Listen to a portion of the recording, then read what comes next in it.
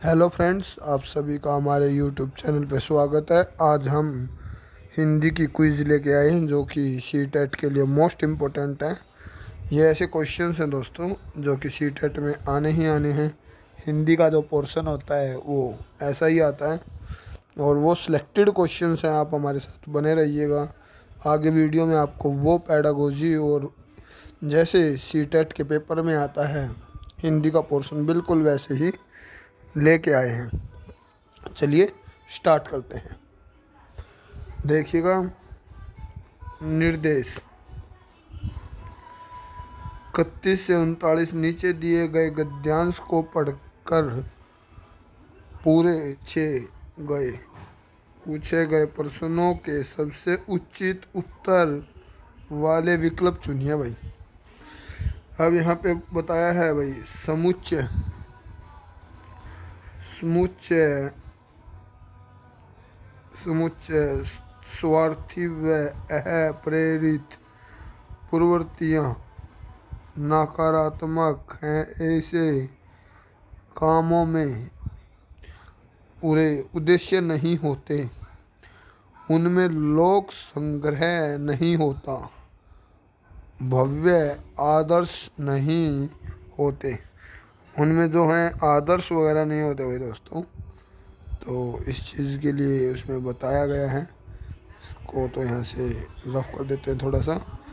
हाँ भाई दोस्तों, तो यह आपको पैसेज पढ़ना है और उसके बाद नहीं होते हैं भव्य आदर्श नहीं होते। दूसरे भले ही आप अपने सामने एक ऊंचा आदर्श रखें तो भी आपके कर्म यदि आपके मन के चाहे या अनचाहे से प्रेरित हैं तो वे हास्यमन हो ही होंगे, क्योंकि पसंद नापसंद से किए जाने जाते कार्य वासनाओं को बढ़ाए बिना नहीं रहते। कोई कार्य आपको सहज इस आधार पर नहीं करना चाहिए। ठीक है दोस्तों, तो अब आगे इसमें देखिएगा क्वेश्चंस। इसके क्वेश्चंस देखिए। अभी हमने इसको पूरे को पढ़ेंगे और नीचे आएंगे तो क्वेश्चंस हैं। पहला क्वेश्चंस देखिए दोस्तों। पहला क्वेश्चन दिया भाई, लेखक ने कैसी प्रवृत्ति को नकारात्मक कहा है। जो लेखक है उसने कैसी प्रवृत्ति को नकारात्मक माना है भाई। अर्थ के भाव वाली प्रवृत्ति, अह और स्वहित के भाव वाली प्रवृत्ति। किस प्रवृत्ति को दोस्तों? तो अभी देखिएगा, पहली अर्थ के भाव वाली प्रवृत्ति को, इसको नकारात्मक नहीं माना है भाई। दूसरा, अह और स्वहित के भाव वाली प्रवृत्ति को, बिल्कुल सही है दोस्तों। तीसरा, स्वयं का हित देने वाली प्रवृत्ति, ये भी गलत है। चौथा, अहम से ग्रसित प्रवृत्ति, ये भी गलत है। तो जो लेखक है अहम और स्वहित अपने हितों के लिए भाव वाली प्रवृत्ति को क्या माना है? नकारात्मक माना है दोस्तों। ठीक है, इसमें हम क्वेश्चन को ऊपर ढूंढ भी सकते हैं पैसेज में भी अगर चाहें तो अभी देखिएगा, इसमें भी मिलेगा। अभी ढूंढते हैं। तो ये देखिएगा दोस्तों, अभी दिखाते हैं आपको। ये देखिए, समुच्चय स्वार्थी व अप्रेरित प्रवृत्ति नकारात्मक है। ये यहाँ से दोस्तों, यहाँ से लेके और यहाँ तक ये पहले क्वेश्चन का आंसर है। तो इससे आपको पता लग गया कि कैसी प्रवृत्ति को उसने नकारात्मक माना है। अह और स्वहित के भाव वाली प्रवृत्ति को क्या माना है? नकारात्मक। यहाँ तक आप कर लेंगे। अब देखिए इसी का दूसरा क्वेश्चन, आगे चलते हैं और देखिएगा। निम्नलिखित में से कौन से कार्य निम्नलिखित में से कौन से कार्य हानि की ओर ले जाते हैं? ऐसे कौन से काम हैं बच्चों जो हमें हानि की तरफ ले जाते हैं? पहला, जो लालच की भावना से किए जाते हैं, जो लालच से किए जाते हैं, क्या वो हमें हानि की तरफ ले जाते हैं? ये कोई वो नहीं। जिनमें संग्रह कुट कुट कर भरा होता है, वो जो मन के अनुसार और हित साधते हैं वो। तो अब देखिए दोस्तों, पहला, जो लालच की भावना से किए जाएं, इसका आंसर नहीं है। जिनमें संग्रह कूट कूट कर भरा जाता है, वो भी नहीं है। तीसरा, जो मन के अनुसार और हित साधते हैं, वो भी हमें हानि की तरफ नहीं ले जाते। और आगे है, जो अपनी पसंद नापसंद के अनुसार किए जाते हैं, वो हमें हानि की तरफ पैसेज के अकॉर्डिंग ले जाते हैं। आगे देखिए इसी में आगे है भाई, आगे वाला क्वेश्चन। आगे क्वेश्चन है, इस गद्यांश में किन्हें स्त्रु कहा गया है? स्त्रु किसे कहा गया भाई इस गद्यांश के हिसाब से? अब देखिएगा, पहला, अहम और स्वार्थ। इसमें पहला भाई अहम और स्वार्थ को कहा गया है। दूसरा, रुचि अरुचि, क्योंकि हम जो भी काम करते हैं अपनी रुचि और अरुचि के कारण, तो किसे स्त्रु कहा गया हमारा? रुचि और अरुचि को। मंचली भावनाएं, ये भी नहीं। और फोर्थ, ये भी नहीं। इस प्रकार आप इसके आंसर तक पहुँचे। इस गद्यांश में किस प्रकार के कार्यों का समर्थन किया गया है? भाई इस गद्यांश में किस प्रकार के कार्यों का समर्थन किया गया है? ठीक है भाई बच्चों, तो देखिएगा क्वेश्चन है पहला, जो बुद्धि और विवेक शक्ति के आधार पर किए जाते हैं, जो बुद्धि और विवेक के आधार पर किए जाते हैं, उन्हीं को इस गद्यांश में समर्थन दिया गया है। तो पहला क्या हो जाएगा? बिल्कुल सही हो जाएगा भाई। और नीचे के तीनों ही क्या हो जाएंगे? गलत। ठीक है, आगे देखिएगा 35वां क्वेश्चन देखिए। 35वें क्वेश्चन में दिया है, लेखक ने इन शत्रुओं से निपटने का कौन सा मार्ग सुझाया है? भाई लेखक ने इन शत्रुओं से निपटने के लिए कौन सा मार्ग सुझाया है? ठीक है, अब देखिएगा, लोक संग्रह करना। पहला दिया है भाई लोक संग्रह, गलत, ये नहीं सुझाया। अच्छे कर्म करना, ये भी नहीं सुझाया। रुचि अरुचि का विश्लेषण करना, पैसेज क्या है हमारा? रुचि और अरुचि के ऊपर। ठीक है, तो हम इस प्रकार इसका आंसर निकालेंगे। आगे देखिएगा भाई बच्चों, आगे वाला क्वेश्चन 36, स्वार्थ का विलोम शब्द है। स्वार्थ का विलोम शब्द बताना भाई। ठीक है, स्वार्थ का क्या होता है भाई? स्वार्थ का उल्टा, स्वार्थ का परमार्थ। तो देखिएगा किस ऑप्शन में है? निस्वार्थ। गलत है। उपकार परोपकार होता है, परोपकार आ गए, ये भी गलत। परमार्थ, ये बिल्कुल सही है। ठीक है भाई, स्वार्थ का। आगे देखिएगा, आगे क्वेश्चन दिया भाई 37।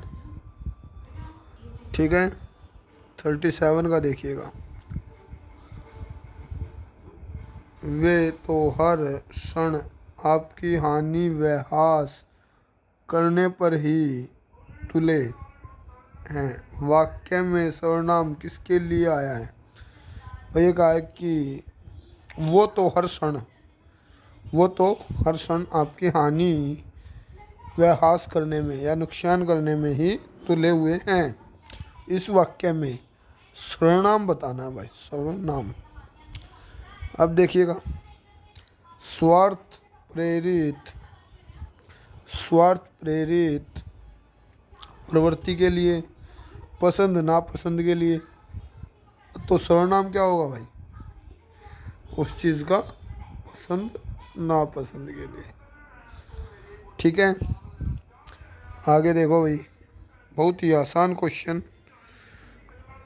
अगर आप इसे अच्छे से करते हैं दोस्तों तो बहुत ही आसान क्वेश्चन लगेंगे आपको ये। अब देखिएगा, किस शब्द में ना उपसर्ग का प्रयोग, किस शब्द में ना उपसर्ग का प्रयोग नहीं किया जा सकता है? किस शब्द में ना उपसर्ग भाई किस में नहीं किया जा सकता? देखिएगा, पसंद नापसंद, तो इसमें किया जा सकता है पसंद नापसंद। वाकिक, इसमें भी किया जा सकता है। काबिल, इसमें भी किया जा सकता है, लेकिन हाजिर में नहीं किया जा सकता। तो यही इसका सही आंसर होगा। आगे देखिए भाई, इस प्रकार के क्वेश्चंस ही आपको बच्चों पेपर में देखने को मिलेंगे। हास का विलोम है भाई, हास का विलोम है, यानी कि उसका उल्टा। ठीक है, हास का उल्टा क्या होता है भाई? हास होना किसी चीज़ में, जैसे हम कहते हैं ना मंदबुद्धि, बुद्धि, लाभ, हानि, ऐसे बोलते हैं ना, तो हास का मतलब एक प्रकार से किसी चीज़ को ना आना, तो उसका उल्टा क्या होगा? बुद्धिमान होना। बढ़ना नहीं, बचना नहीं, बढ़त नहीं, और बुद्धि सही है भाई। ठीक है, यहाँ तक। आगे देखिए भाई, इससे आगे है भाई क्वेश्चन 40 से 45, ये पढ़िएगा। 40 से 45 निम्नलिखित काव्यांश को पढ़कर नीचे दिए गए सबसे उचित उत्तर वाले विकल्प को चुनिए। चलिए भाई, 40 से 45 का पैसेज पढ़ते हैं। ठीक है, अब देखिए, इस पैसेज को देखिएगा। अभी न होगा मेरा अंत, अभी न होगा मेरा अंत, अभी अभी ही तो आया है। मेरे वन में मुदुल वसंत, अभी न होगा मेरा अंत। हरे हरे वे पात, डालियाँ कलियाँ कमाल गात, मैं ही अपना सोन मुदुल कर फेरूंगा निदिन कलियों पर। जग एक प्रवृत्त मनोहर, सूर्यकांत त्रिपाठी निराला की ये पंक्ति क्या दर्शाती है? अभी न होगा मेरा अंत, अभी अभी तो आया हूँ, मेरे मन में मुदुल वसंत, अभी न होगा मेरा अंत, हरे हरे में ये पात। यानी कि जब पेड़ हरा भरा होता है तो उस टाइम पेड़ बता रहा है कि भाई अभी मेरा अंत नहीं होगा। ठीक है, तो इसके क्वेश्चंस देखते हैं अब। ठीक है भाई बच्चों, इसके क्वेश्चन देखिएगा।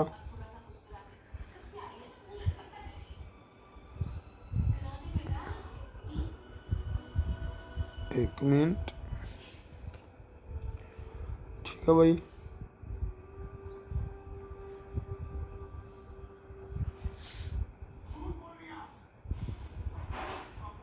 और इसमें आगे देखिएगा क्वेश्चंस।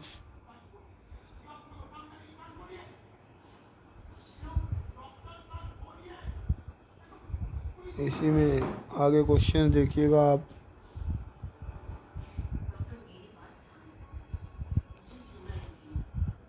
ठीक है,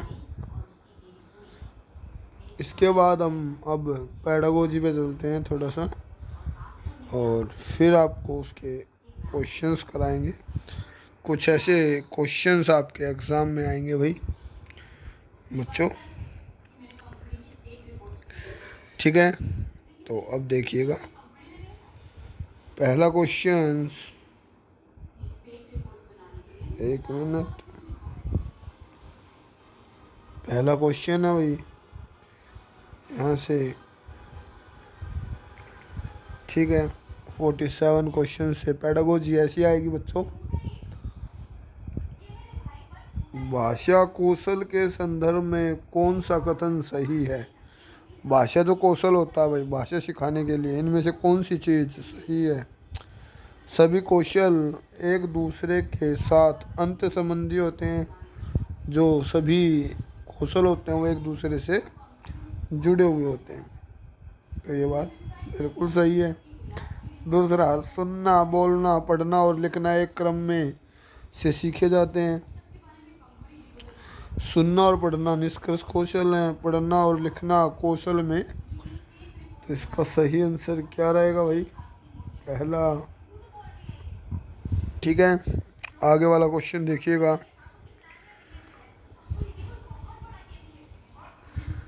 इसी का आगे वाला क्वेश्चन ये देखिएगा दोस्तों।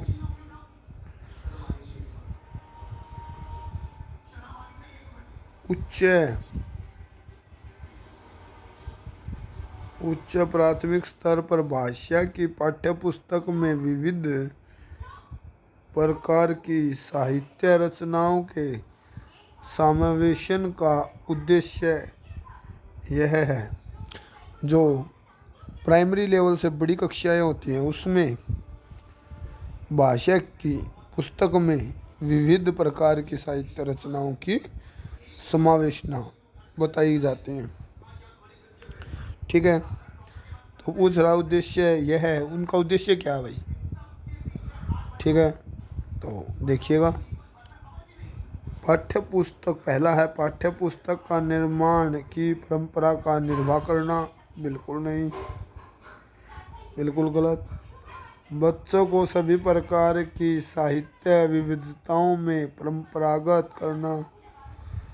दूसरे वाला भी गलत। तीसरा, विभिन्न प्रकार की साहित्य विधाओं की भाषा संरचना से परिचित होना, अवसर देना। बिल्कुल सही है। और फोर्थ, विभिन्न साहित्य विधाओं के प्रति रचनाकारों से परिचित करना, ये गलत। तो इस प्रकार आप एक एक क्वेश्चंस को देखेंगे और उसके ऑब्जेक्टिव देखेंगे तो आप क्वेश्चन के आंसर तक अच्छे से पहुंच पाएंगे। आगे देखिएगा, ये क्वेश्चन दोस्तों आपको कहीं नहीं मिलेंगे। बिल्कुल पेपर की तरह ही आपको ये जैसे पेपर में आते हैं ऐसे के ऐसे ही हमने एक क्विज बनाई है। रमेश अपनी कक्षा को बाहर मैदान में ले जाती है और रसीम अपनी कक्षा को बाहर मैदान में ले जाती है और पर्यावरण पर आधारित कविता पाठन का कार्य करती है। रसीम का उद्देश्य क्या था भाई? रसीम ऐसा क्यों करती है? रसीम अपनी कक्षा को बाहर मैदान में ले जाती है भाई बच्चों, और पर्यावरण पर आधारित कविता पाठ का अध्ययन कर देती है, कार्य करती है। वो क्या करना चाह रही है? तो पहला देखिएगा,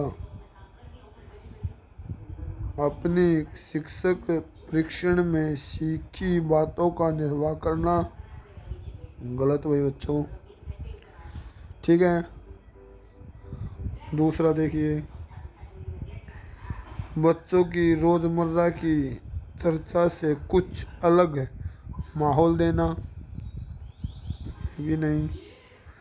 तीसरा, बच्चों को मैदान में घूमने का अवसर देना, ये भी गलत, ठीक है। फोर्थ, मैदान के प्राकृतिक वातावरण के साथ संबंध जोड़ते हुए कविताओं को समझाने का अवसर देना, बिल्कुल ये सही है। तो यही इसका आंसर भाई। तो मैदान में वो प्राकृतिक वातावरण के साथ उसे जोड़ना चाहती है और कविता को समझाने का अवसर दे रही है, ठीक है। आगे देखिएगा, आगे है भाई आपका 50वां क्वेश्चन। ये देखिएगा, भाषा में आकलन करने के बाद महत्वपूर्ण सोपान होना चाहिए। भाषा का आकलन करने के बाद भाई, ठीक है, महत्वपूर्ण सोपान होना चाहिए। किस चीज़ का भाई?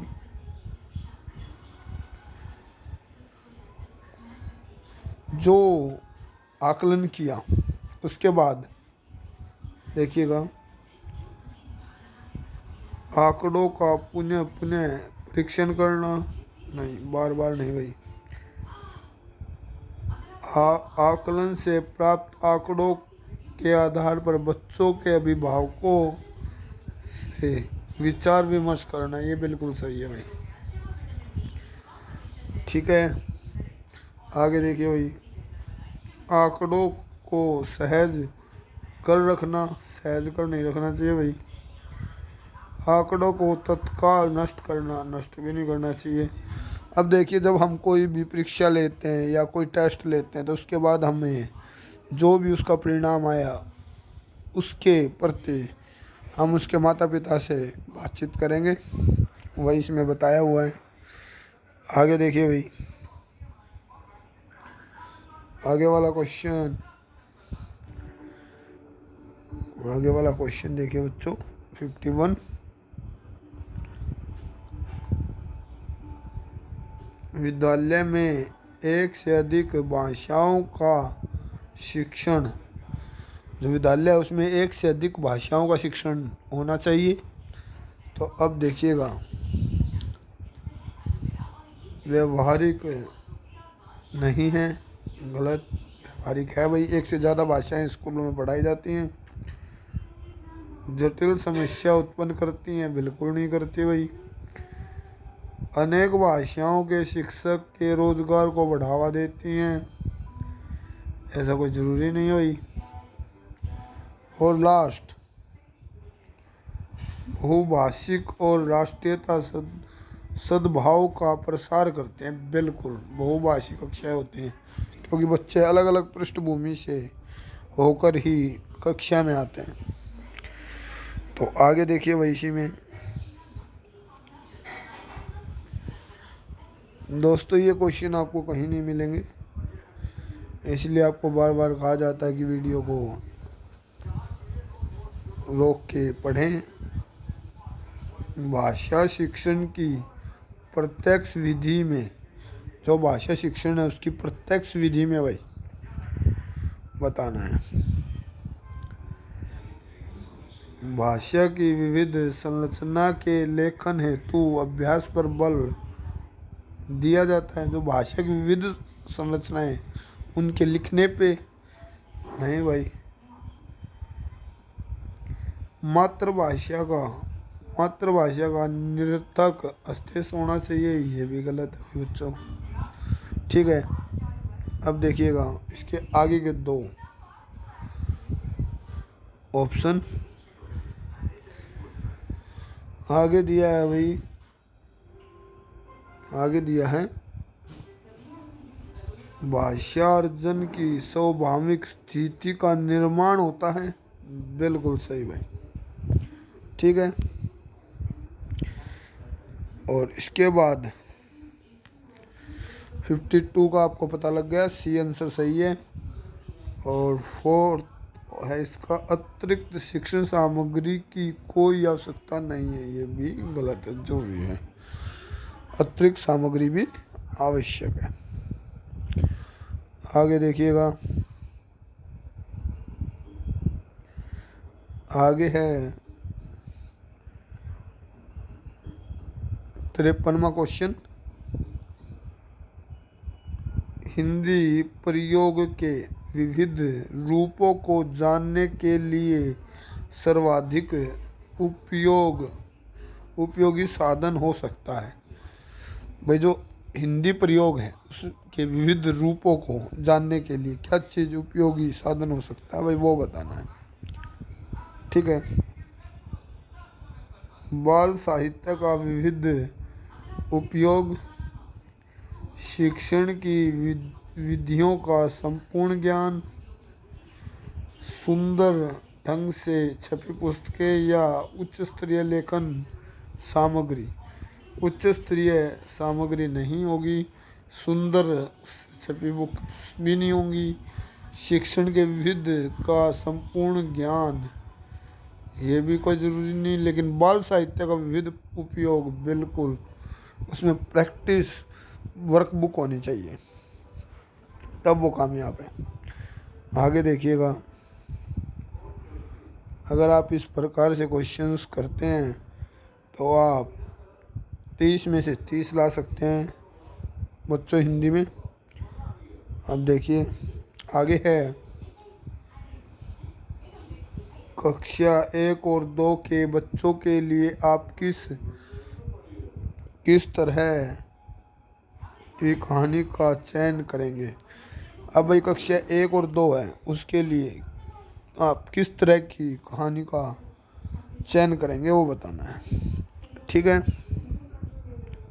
तो अब देखिएगा, पहला जो बहुत छोटी हो, नहीं भाई ऐसी तो बिल्कुल नहीं, जिसमें बहुत सारे पात्र हों, ये भी नहीं, जिसमें 2 ही पात्र हों, ये भी गलत बात, जिसके बच्चे वाक्य और घटनाओं के वर्णन को की शैली चित्रात्मक हो, जिसके भाई जो शब्द हैं और वाक्य हैं वो चित्रों में भी, चित्र को देख के भी वो समझ सके,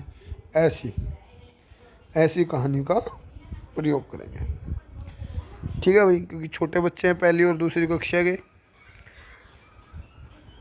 आगे देखिए भाई, आगे 55 क्वेश्चंस। प्राथमिक स्तर पर भाषा शिक्षण की प्राथमिकता होनी चाहिए। प्राथमिक स्तर पर भाई भाषा शिक्षण की प्राथमिकता कैसी होनी चाहिए ये बताना है। अब देखिएगा, केवल बोलकर पढ़ने की क्षमता विकसित करना, केवल शब्द आ गया भाई, ये तो होनी ही नहीं चाहिए। कविता और कहानी के द्वारा केवल श्रवण कौशल का विकास करना। ठीक है भाई, ये भी गलत, केवल शब्द इसमें भी है। ये देखिएगा दोस्तों, केवल जहाँ आ गया, बच्चों की रचनात्मक और मौलिकता को पोषित करना, बिल्कुल सही है। बच्चों की चित्रांकन क्षमता का विकास करना, ये गलत है। ठीक है भाई, समझ पाए होंगे आप। आगे वाला क्वेश्चन देखिएगा। आगे क्वेश्चन है 56। पढ़ने का प्रारंभ, पढ़ना कहाँ से प्रारंभ करना चाहिए भाई? अब देखिए, वर्णों से होना चाहिए? नहीं भाई। कहानियों से होना चाहिए? ये भी गलत। कविताओं से होना चाहिए? ये भी गलत। ठीक है। अर्थपूर्ण सामग्री से होना चाहिए? बिल्कुल सही। जो पढ़ने का प्रारंभ है वो अर्थपूर्ण सामग्री, उससे होना चाहिए भाई। आगे देखिएगा। आगे क्वेश्चन है 57। 57 का देखिएगा।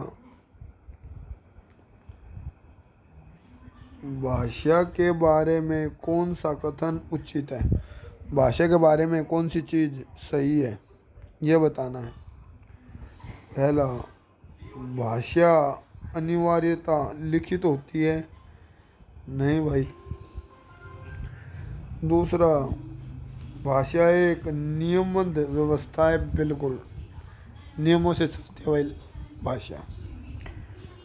भाषा व्याकरण का अनुसरण करती है? नहीं, लिखित में ही करती है, बोलने में नहीं करती। भाषा और बोलने में कभी भी कोई भी संबंध नहीं होता? होता है भाई। तो इसका आंसर भी सही रहेगा। आगे देखिएगा। अगला है भाई 58वां क्वेश्चन। ऐसे क्वेश्चन दोस्तों हर बार एग्जाम में आते हैं। प्राथमिक कक्षाओं में रोल प्ले भूमिका निर्वाह उद्देश्य होना चाहिए? ठीक है भाई। रोल प्ले कैसा होना चाहिए? बच्चों को अभिनय सीखना? गलत। एक पद्धति के रूप में इसका उपयोग करना? ये भी गलत। विभिन्न संदर्भों में भाषा प्रयोग के अवसर प्रदान करना? बिल्कुल। रोल प्ले कैसा होना चाहिए? विभिन्न संदर्भों में भाषा प्रयोग के अवसर देना चाहिए ज़्यादा से ज़्यादा। बच्चों को अनुशासित रखना? ये भी गलत। तो इसका सी बिल्कुल सही आंसर है भाई। ठीक है। आगे देखिएगा। आगे क्वेश्चन है, आगे वाला क्वेश्चन भाई 59। इसमें देखिएगा, भाषा हमारे परिवेश में बिखरी मिलती है, यह कथन किस पर लागू नहीं होता? नहीं पूछा भाई, ये देख लेना भाई बच्चों, नहीं पूछा है। ठीक है। आगे देखिएगा। इसमें इसके ऑप्शन है, नहीं शब्द पूछा था भाई। पहला, भाषा प्रयोग, बिल्कुल इसका सही है। अखबार, अखबार में होते हैं भाई, तो इसलिए ये गलत हो जाएगा।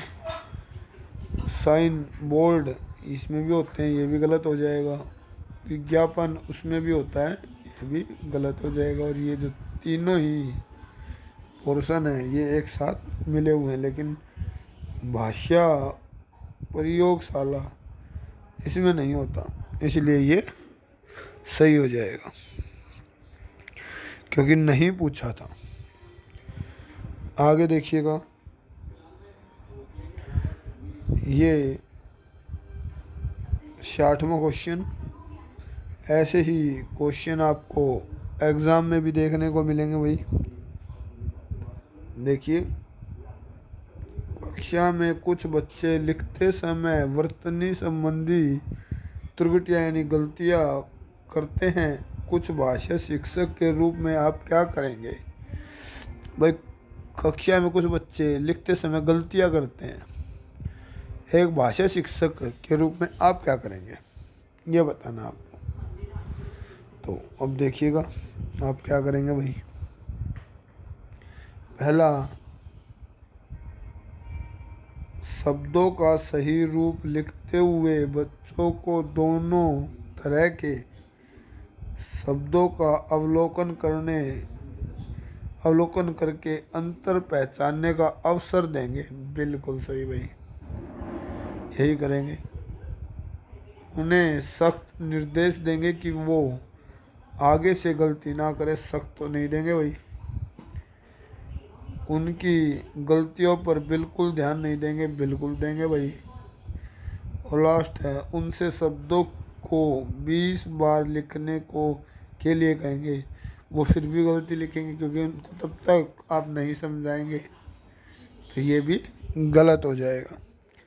तो दोस्तों, आप हमारे साथ ऐसे ही बने रहें और अच्छी अच्छी वीडियो आपको मिलती रहेंगी, जो कि आपको सीटेट जनवरी 2024 में पास होने के लिए मोस्ट इम्पोर्टेंट है। तो हम अगली क्विज़ कल लेके आएंगे, जो कि मोस्ट इम्पोर्टेंट क्विज़ थी। दोस्तों, इस वीडियो को ज़्यादा से ज़्यादा शेयर करें आप, जिससे कि आप जिनको भी आवश्यकता हो सीटेट की, वो इस वीडियो को देख के अपना एग्ज़ाम पास कर सकें। थैंक यू दोस्तों, कल मिलते हैं दूसरी वीडियो में।